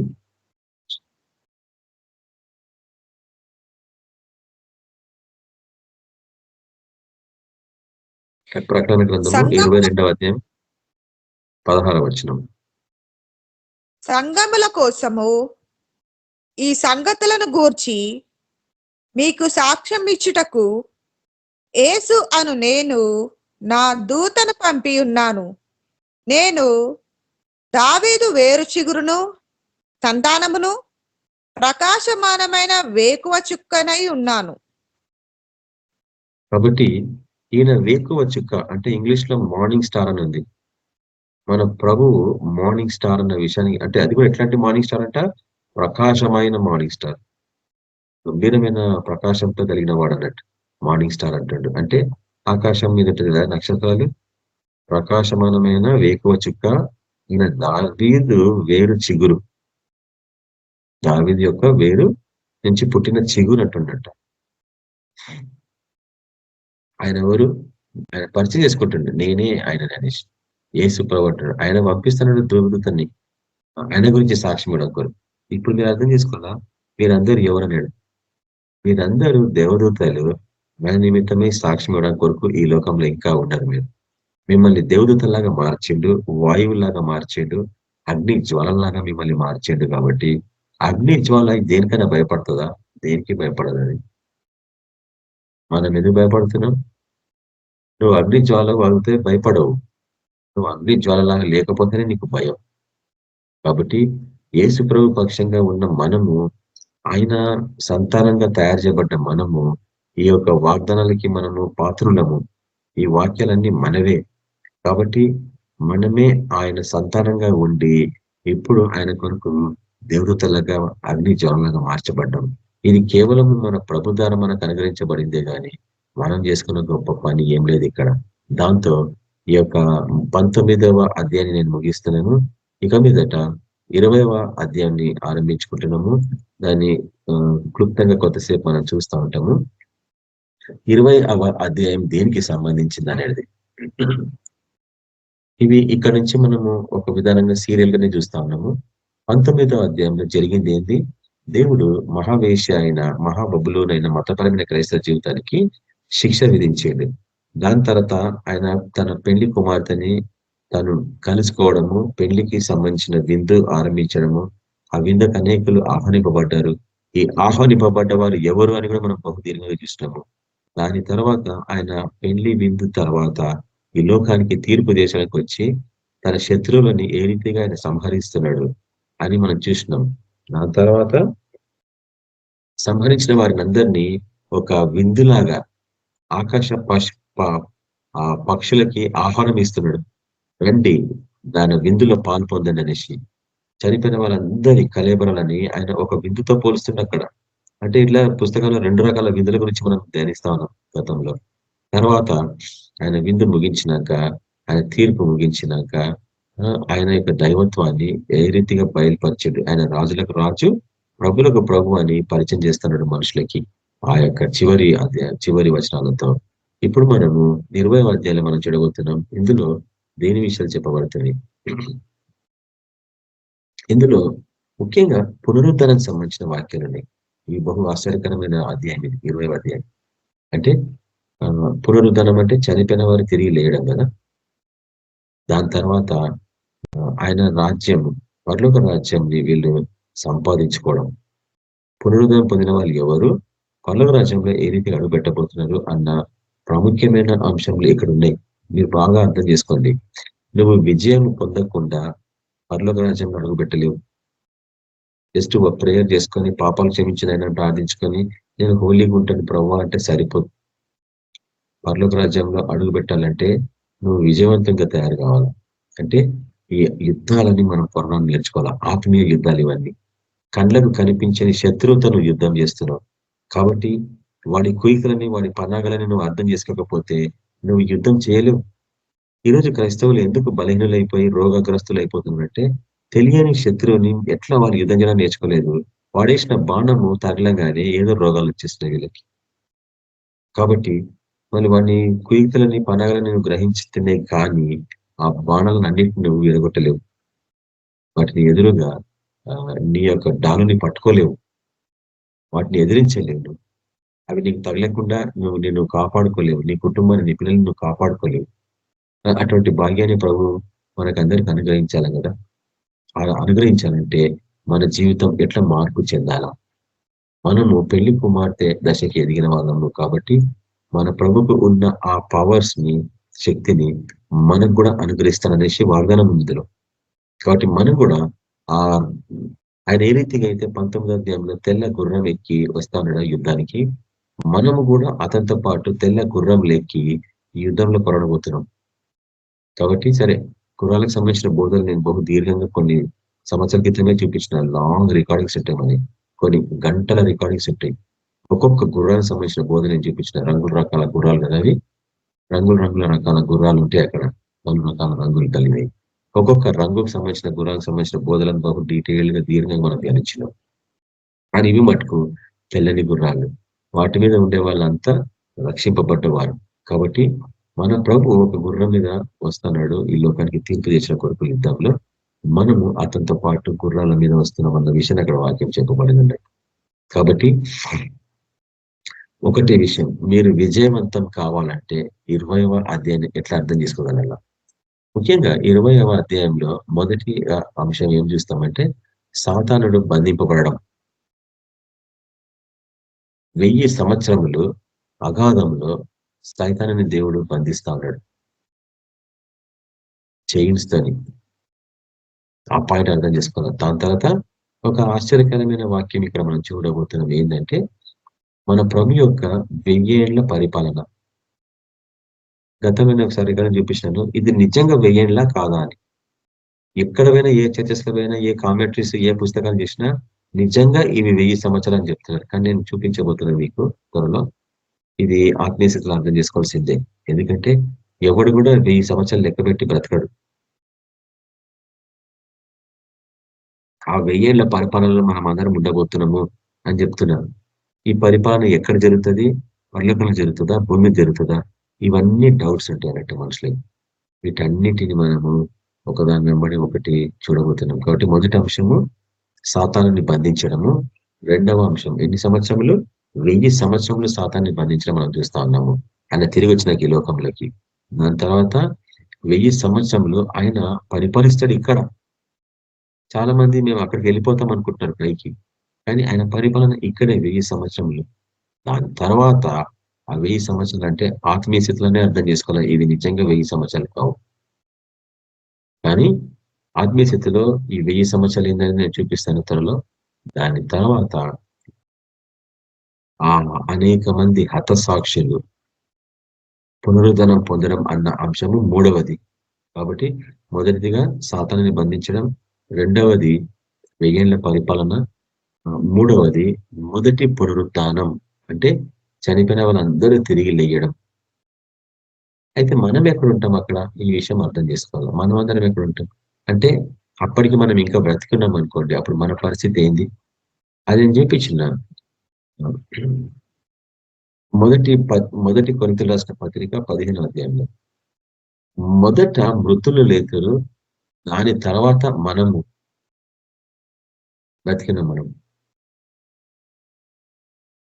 అంటే మనం మరణం చూడకుండానే ప్రభు సన్నిధిలో చేరుతామని ఉంది వాక్యం. మరణం రుచి చూడకుండానే, అంటే ఆల్రెడీ చనిపోయిన వాళ్ళు 2000 సంవత్సరాల నుంచి వాళ్ళందరిలో రక్షింపబడి ప్రభుని స్వీకరించిన వాళ్ళందరూ తిరిగి లేస్తారు. కానీ దాని తర్వాత నేను చూపిస్తాను, కొందరు నిత్య జీవానికి, కొందరు నిందల పాలవటం కంటే నిత్య నరకానికి. తర్వాత ఏం జరుగుతుంది అనేది 4వ అంశము, అది చివరి తిరుగుబాటు. ఈ 1000 ఏళ్ల సంవత్సరాలు అంటే ఆత్మీయ స్థితిలో అర్థం చేసుకోవాలా. ఈ 1000 ఏళ్ల పరిపాలన తర్వాత సైతానుని దేవుడు కొంతకాలం మళ్ళా బయటికి విడుదల చేస్తున్నాడు. పాతాళ లోకంలో నుంచి, అంటే వాడిని అరెస్ట్ చేసి వాడికి రిలీజ్ చేస్తున్నట్టు 1000 ఏళ్ల తర్వాత. అది చివరి తిరుగుబాటుతనం అన్నట్టు బైబిల్ ప్రకారంగా. ఈ చివరి తిరుగుబాటుతనానికి సంబంధించిన విషయాలు మనము కొంతకాలం తర్వాత చూడబోతున్నాము. దాని తర్వాత 5వ అంశము శాశ్వతంగా సాతానుని దేవుడు ఓడగొట్టి వాడిని శాశ్వతంగా కనిపించనీయకుండా వాడిని అగ్నిగుండంలో పడవేయబోతున్నాడు. ఒకనొకప్పుడు అందరిని రెచ్చగొట్టి అగ్నిగుండంలో పడవేసిండు సాతానుడు. వాడు శాశ్వతంగా అగ్నిగుండంలో పడవేయబడబోతున్నాడు. శద్రక్ మేషక్ అబేద్నెగోలను అగ్నిగుండంలో పడేసిండా లేదా వాడు? అట్లా ఎంతమందిని అగ్ని కొలిమిలో ఇశ్రాయేల్ ప్రజల జీవితాలలో మనం చూస్తాం. ఎంతో మందిని అగ్నిగుండా దాటించిండు వీడు సైతానుడు. కాబట్టి వానికి కూడా అదే శిక్ష. వాని శాశ్వతంగా ఆ యొక్క పాతాళలోకపు అగ్ని గుండంలో దేవుడు వాడిని పడవేయబోతున్న విషయము ఇది 5వ అంశం మనం చూస్తున్నాము. దాని తర్వాత 6వ అంశం. ఇందులో మొత్తం 7 అంశాలు ఉన్నాయి 20వ అధ్యాయంలో. 6వ అంశము ఆయన తీర్పు. దాని ఇంగ్లీష్ లో the great white throne judgement అంటాం.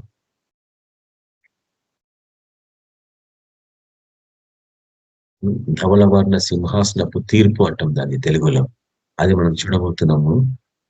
ఇక మీదటి ఇవన్నీ ఇంతకుముందు అంత డీటెయిల్ గా ఎప్పుడు చూడలేదు అనుకుంటాం. మన గ్రూప్స్ అలా మేము ఎప్పుడు డిస్కస్ చేయలేదు, కానీ ఇది ఫస్ట్ టైం మనం వీటన్నిటి డీటెయిల్ గా చూడబోతున్నాం. 6వ అంశము ధవలవర్ణ సింహాసనం మీద ప్రభు కూర్చొని తీర్పు తీర్చడం. అన్ని పుస్తకాలు తెరబడతా ఉంటాయి. ఎవరి పేర్లు లేవో వాళ్ళందరూ నిత్య నరకానికి పోతా ఉంటారు. ఆ పుస్తకాలలో ఉన్నవారు వారి వారి క్రియల చొప్పున వారికి తీర్పు తీర్చబడను అన్న విషయాన్ని మనం అక్కడ చూడబోతున్నాం. శాశ్వతంగా పోయే పరిణామాలు ఇవన్నీ, అంటే శిక్షలు. ఇక దీని తర్వాత అవకాశం లేదన్నట్టు. కాబట్టి దాంతో చివరిగా 7వ వచనం అది ముగింపు దశ. ఏంటంటే ఈ లోకస్తులకు అందరికీ ఆయన తీర్పు తీర్చినాక యుగము ముగించడం అన్న అంశం గురించి మనం అక్కడ చూస్తూ ఉంటాం. కాబట్టి క్లుప్తంగా మొదటిదిగా సాతానుని బంధించడం. 19వ అధ్యాయంలో ఆయన ఈ లోకం రావడము, శత్రువులు సంహరించడము. 20వ అధ్యాయం ఆరంభంలో సాతానుని బంధించడము. దాని తర్వాత 1000 ఏళ్ల పరిపాలన. ఇది నిజమైనది, లిటరల్ పరిపాలన కాదని చెప్తాను నేను. నిజంగా 1000 ఏళ్ళు కాదని నేను రుజుపరుస్తా వాక్యం ప్రకారంగా. దాని తర్వాత మొదటి పునరుద్ధానము. దాని తర్వాత చివరి తిరుగుబాటుతనము. దాని తర్వాత సాతానుని దేవుడు ఓడగొట్టి వాడిని శాశ్వతంగా ఆ యొక్క ఏమంటాము అగ్నిగుండంలో పడవేయడము. దాని తర్వాత ధవలవర్ణ సింహాసనము యొక్క తీర్పు, the great white throne judgement. ఇది ఫైనల్ అన్నట్టు సృష్టిలో. దాని తర్వాత ఆ తీర్పుతో ఈ యొక్క అధ్యాయాన్ని ముగిస్తుంది అన్నట్టు. అక్కడికి మనము 20వ అధ్యాయాన్ని ముగించుకుంటాం. వచ్చే వారం నుంచి బహు దీర్ఘంగా వీటిని నేను మీకు చూపిస్తాను. అంతకుముందు జస్ట్ ఒక ఉపోద్ఘాతం లాగా కొన్ని విషయాలు మీతో పంచుకోవాలని ఆశపడుతున్నాను. ఏంటంటే ఎవరికైనా అవకాశం ఉంటే ఆది కాండంలో నుంచి ఒక వాక్యాన్ని ధ్యానించండి. అది నిన్నటి దినం నేను చూపించిన ఇంకొక ప్రేయర్ మీటింగ్ లో. ఆది కాండము 1వ అధ్యాయము 26వ వచనంలో దేవుడు మానవునికి ఎటువంటి అధికారం ఇచ్చిండు, దాన్ని మానవుడు ఎట్లా పోగొట్టుకుంటూ అని అక్కడ నేను చూపించిన. ఎవరికంటే అవకాశం ఉంటే చదవచ్చు. ఆది కాండము 1వ అధ్యాయము 26, 27, 28 వచనాలు. ఎవరికన్నా అవకాశం ఉంటే చదవచ్చు. దేవుడు మన స్వరూపమందు మన పోలిక చొప్పునే నరులను చేయుదము. వారు సముద్రపు చేపలను, ఆకాశ పక్షులను, పశువులను, సమస్త భూమిని, భూమి మీద ప్రాకు ప్రతి జంతువును ఏలుదురుగాక అనియు పలికెను. దేవుడు తన స్వరూపమందు నరుని సృజించెను. దేవుని స్వరూపమందు వారిని సృజించెను. స్త్రీనిగాను పురుషునిగాను వారిని సృజించెను. దేవుడు వారిని ఆశీర్వదించెను. ఎట్లనగా మీరు ఫలించి అభివృద్ధి పొంది విస్తరించి భూమిని నిండించి దానిని లోపరుచుకొనుడి. సముద్రపు చేపలను, ఆకాశ పక్షులను, భూమి మీద ప్రాకు ప్రతి జీవిని ఏలుడని దేవుడు వారితో చెప్పెను. ఇక్కడ 2 సార్లు దేవుడు మనకి జ్ఞాపకం చేస్తాడు. ఆది కాండంలో మొదటి అధ్యాయం 26 నుంచి చూస్తే మొదటిదిగా 26వ వచనంలో ఏమని చేస్తామంటే, దేవుడు మన స్వరూపమందు మన పోలిక చొప్పున నరులను చేయదము. అంటే చూడండి, దేవుని పోలిక చొప్పున మనల్ని తయారు చేసినాడు దేవుడు.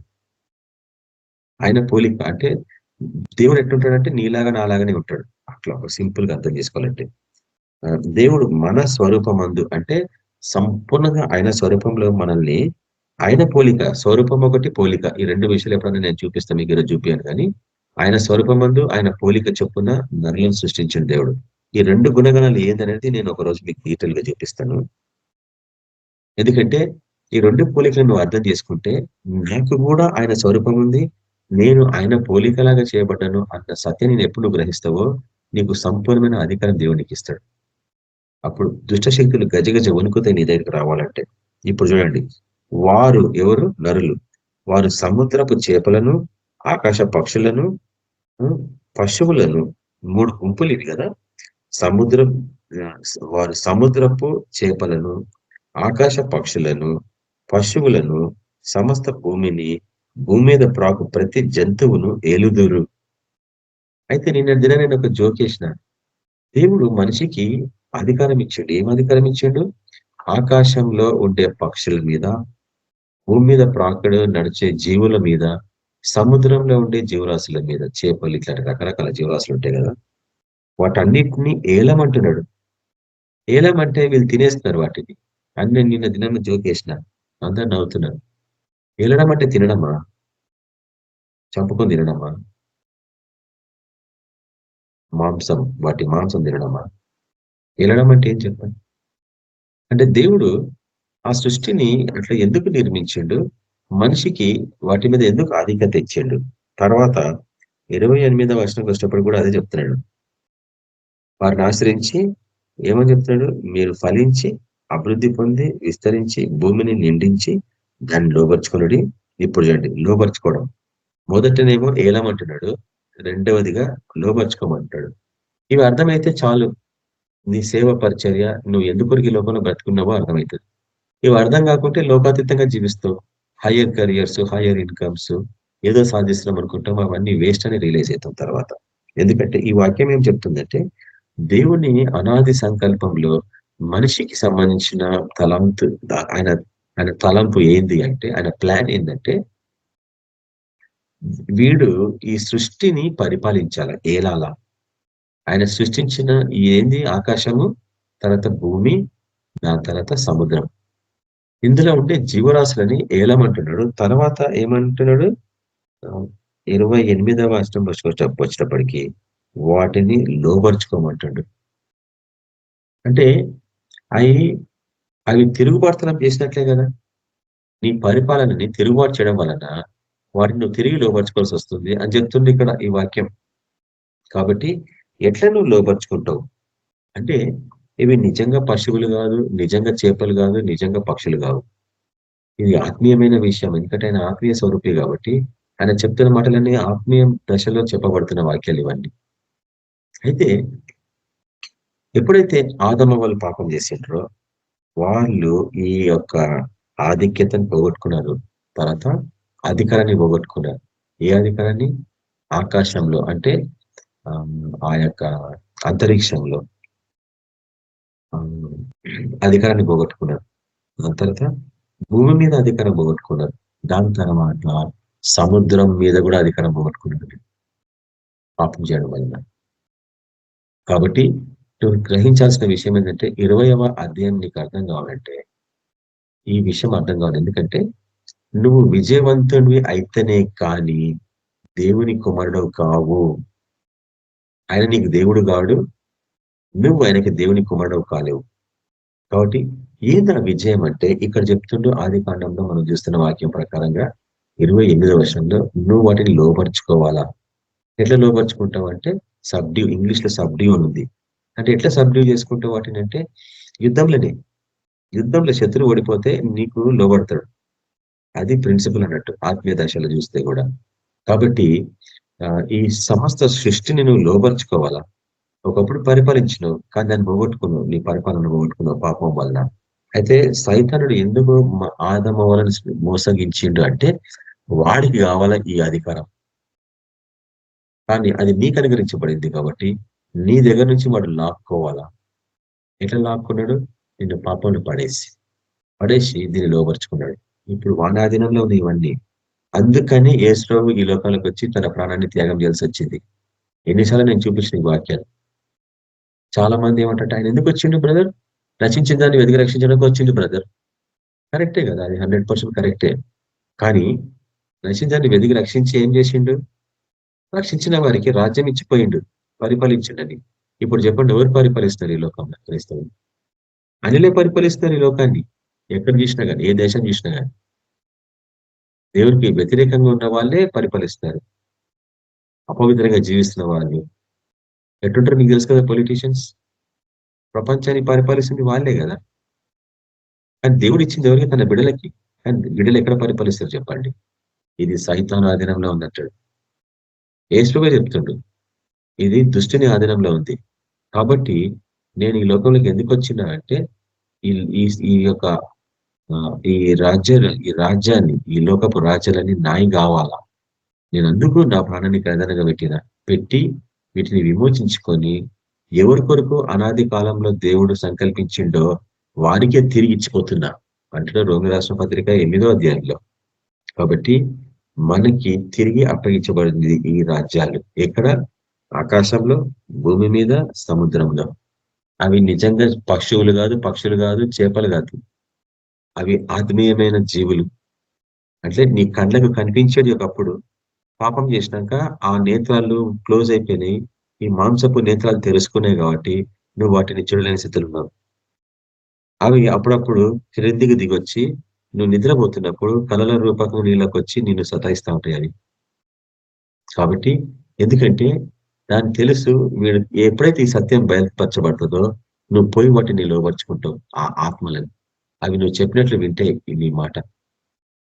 ఎంతకాలంగా నువ్వు మనుషులు బట్టి పీడిస్తున్నావు, యేసుక్రీస్తు పరిశుద్ధనాన్ని నీకు ఆజ్ఞాపిస్తున్నావు, విడిచిపెట్టి పోవటం వెళ్ళిపోవాల్సిందే. ఎందుకంటే నువ్వు ఈ అధికారాన్ని తిరిగి పొందుకున్నావు కాబట్టి.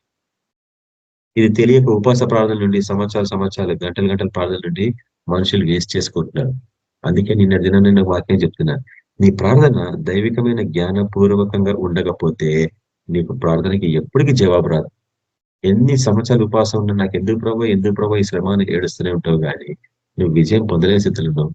కాబట్టి ఇది ఈ విషయాలను నువ్వు గ్రహించి నువ్వు ముందు పోవడం నేర్చుకుందాం. ఇక్కడికి కొంత ఆపేస్తే నేను వచ్చే వారం చూపిస్తాను ఈ 3 ఆత్మీయ ప్రపంచములు. మొదటిది అంతరిక్షము, ఆకాశము, రెండవదిగా భూమి, మూడవదిగా సముద్రం. ఈ మూడిట్లో నీ యొక్క పాత్ర ఏంది, నువ్వు ఏం చేయాలన్న విషయాలు అక్కడ చెప్పబడుతున్నాయి. వాటికి సంబంధించిన విషయాలు నేను వచ్చే వారం బహు దీర్ఘంగా చూపిస్తాను. వాడు ఈ 3 రాజ్యాలని లేక 3 ఆత్మీయ ప్రపంచాలని కబ్జా చేసి కూర్చున్నాడు వాడు. అందుకే వాడు కూడా త్రిత్వమే. తండ్రి, కుమారుడు, పరిశుద్ధాత్మ. మన దేవుడు ఏ రీతిగా అయితే త్రిత్వం 3 in 1 అంటాం మనం. తండ్రి, కుమారుడు, పరిశుద్ధాత్మ. ఆయన తండ్రి తన కుమారుని ఈ లోకానికి పంపించిండు, కుమారుడు తన ఆత్మని ఈ లోకానికి పంపించిండు. ఈ సీక్రెట్స్ ఎంతమంది తెలుసు? గంతుల రాష్ట్ర పత్రికలు చూస్తాం. తండ్రి తన కుమారుని ఆత్మను మనకు అనుగ్రహించాలని. అంటే తండ్రి ఏం చేసిండు? తన కుమారుని పంపించిండు. కుమారుడు ఏం చేసిండు? నేను పోతేనే కానీ పరిశుద్ధాత్ముడు రాడు, నేను పోతే అతన్ని మీ దగ్గర పంపిస్తా అన్నాడు. ఈ సీక్రెట్స్ మీరు అర్థం చేసుకోవాలి. కాబట్టి వీళ్ళందరూ ఒకటే. అట్లనే సైతాన్ కూడా ఒక్కడే. కానీ వాడేం చేసిండు? మూడు రూపకములుగా మనకు కనిపిస్తున్నాడు. మొదటిదిగా వాడు ఘట సర్పం లాగా ఆకాశంలో తిరుగుతా ఉన్నాడు, కంట్రోల్ తీసుకుంటూ మొత్తం ఈ అంతరిక్షాన్ని వాడు ఒక డ్రాగన్ లాగా. రెండవ దశలో భూమి మీద వాడు ఒక కుయుక్తి కలిగిన సర్పం వల్లే దీన్ని కబ్జా చేసి కూర్చున్నాడు భూమి మీద. అందుకే పాములను పూజిస్తారు ఈ లోకం.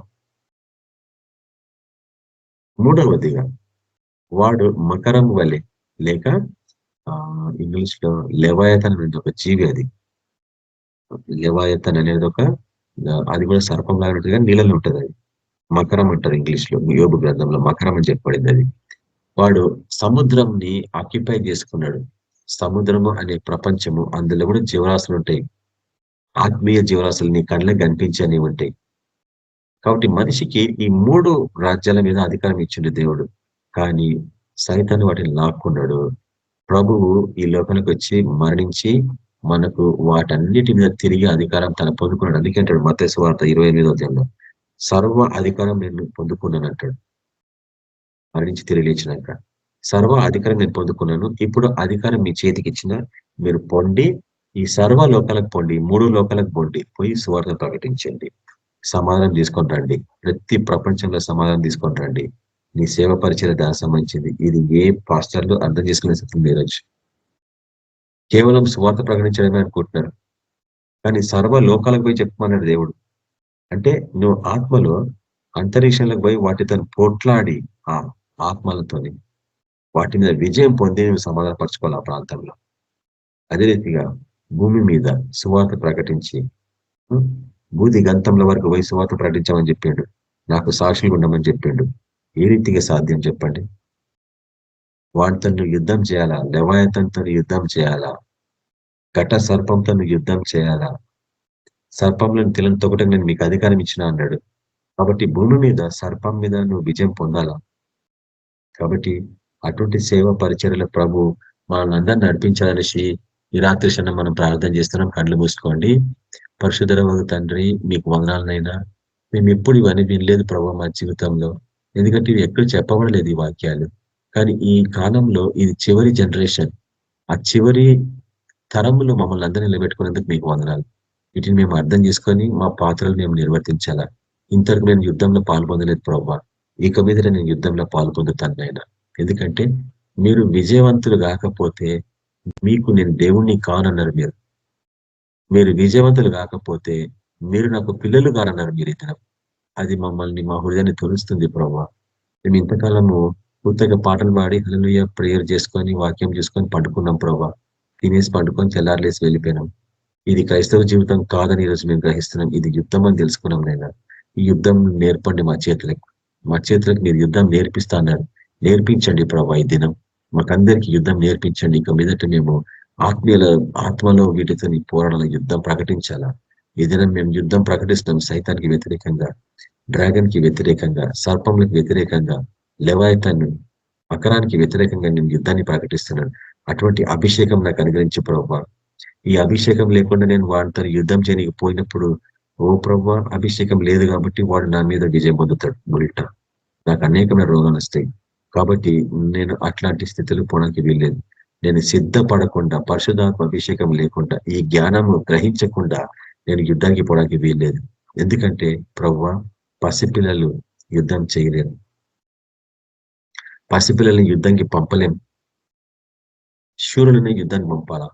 కాబట్టి ప్రవ్వా ఈ దినం నుంచి మేము శూరులుగా తయారవుతాం, యుద్ధానికి సిద్ధపడతాం. ఈ ఆత్మీయ పోరాటంలో సైతాన్ని మీద మేము విజయం పొందాల్సిందే. వాడి బంధకాలలో ఉన్న వారందరికీ విముక్తి కల్పించి వారిని బయటికి లాక్కొని తీసుకొని రావాల్సిందే. అటువంటి పరిచయలో ఈ వాక్యం వింటున్న వారందరినీ సిద్ధపరిచి ఈ రాత్రి మంచి దయచేయండి. ముఖ్యంగా వారి శరీరంలో ఉన్న ప్రతి బలహీనత నుంచి వాళ్ళకి బలం అనుగ్రహించండి. ప్రతి దుష్ట శక్తుల నుంచి సంపూర్ణమైన వెళ్ళి ప్రకటిస్తున్నాము. ఆర్థిక స్థితిని మెరుగుపరచండి. ప్రతి అనారోగ్యాన్ని గర్దిస్తున్న విధానం depart from there lifes in the mighty name of Yeshua the Christ I charge you. ప్రభావ సంపూర్ణ స్వశ్రద్ధ ఇచ్చేసి వారి సేవ పరిచయలో విశేషమైన అద్భుతాలు వాళ్ళు చూడాలా ప్రభావ. ఓ ప్రభావ ఇవన్నీ చేయకుండా మేము విజయం పొందలేము నాయన. మేము విజయం పొందకపోతే మీరు మాకు దేవుడు కాలేరు. ఎంత వర్షిప్ చేసినా మేము ఈ విజయం పొందకుండా మీ బిడ్డలం కాలేం ప్రభావ, ఎంతగా గోజాడి ప్రార్థన చేసినా. కాబట్టి నైనా ఈ సత్యంలో మేము జీవించలాగన అందులో మీరు మమ్మల్ని స్థిరపరచమని ప్రార్థిస్తున్నాం. ఈ సత్యంలో మమ్మల్ని స్థిరపరిచి ఓ ప్రభువా ఇక మీదట ఈ యుద్ధంలో మమ్మల్ని నడిపించమని ప్రార్థిస్తున్నాం. మీరే అధిపతి, మీరే ఈ సైన్యానికి అధిపతి. కాబట్టి ధైర్యంతో మేము ముందు పోలాలని నడిపించమని ప్రార్థిస్తున్నాం. వేకుని లేసి మమ్మల్ని స్థితించి బిడవగా తయారు చేసి ఈ వాక్యాలు సైతాన్ని దొంగలించకుండా వీటిని బహు జాగ్రత్తగా మా హృదయంలో భద్రపరచుకొని దాన్ని ధ్యానించి దాన్ని నెమరు వేయలాగిన, దాన్ని జీర్ణించుకునేలాగిన, దాన్ని మా జీవితంలో అవలంబించుకునేలాగిన నడిపించమని యేసుక్రీస్తు పరిశుద్ధ నామమున ప్రార్థిస్తున్నాం తండ్రి, ఆమేన్. మన ప్రభువైన యేసుక్రీస్తుకు కృపయు సమాధానము నడిపింపు మనందరికీ సదాకాలం తోడైనను గాక. ఆమేన్. అందరికీ praise lord. Good night. Praise lord అందరికి amen. Brothers and sisters. Amen. Praise lord. Praise lord అందరికీ అన్న. Praise the sister lord. Brothers. అందరికి praise lord sister praise brothers. Praise lord. Praise lord sister అందరికి.